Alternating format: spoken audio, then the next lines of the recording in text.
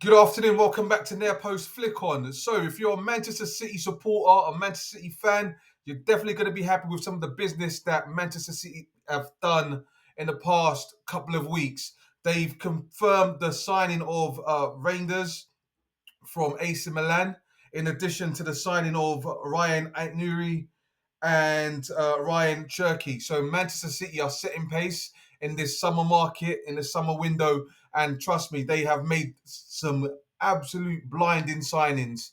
And I think that's definitely going to help their squad going forward. So, of course, we know Manchester City had I'll probably say abysmal season in comparison to some of the seasons that they've had. And by their standards as well. So, of course, they're going to need to rebuild. And I think Pep knows that he has to rebuild and he's got to build the squad up again to be able to compete with that strong Liverpool side. So he knows he's got to go back to the drawing board. You know, he's got to tear up last season and forget about what happened last season. And he's got to start afresh. And from what I've read and from what I've seen, I think they've now not included Jack Grealish in the squad for the World Cup, for the World Club Cup competition coming up. And that probably says a lot as well. And you don't want to speculate, you don't want to read too much into it, but it says a lot. You know, it says a lot. It shows you what direction Manchester City are headed in.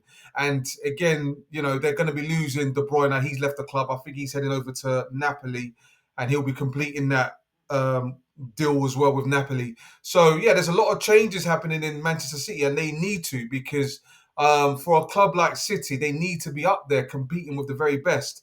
And the performance that they put in last season wasn't good enough by their standards. And I knew that they weren't going to just sit back on their laurels and just go into this new season with the same set of players. They knew that they're going to have to buy some of the best players in the world to try and compete with that Liverpool team because they are phenomenal. And I think they've done just that, and they've looked at their areas of weaknesses and they've tried to address it as well. So I won't be surprised if City bring in a few more players before the start of the Premier League season. So for now, they've got Reinders and they've bought him for £46.5 million from AC Milan. He's a midfielder and he's very, very good. So they've addressed that area.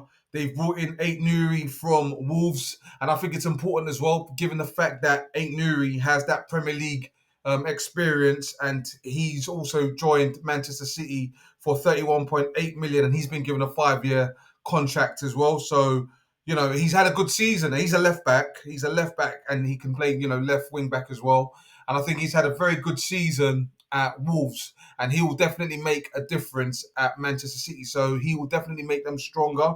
And they've also brought in Rayan Cherky for 34 million. He's joined from Lyon as well, and he's an attacking midfielder. So there's a lot of statements of intent from Pep, from Manchester City, and as I say, I think they will definitely bring in some more players. So what does that mean for someone like a Foden or a Jack Grealish, or even maybe a Gurku as well?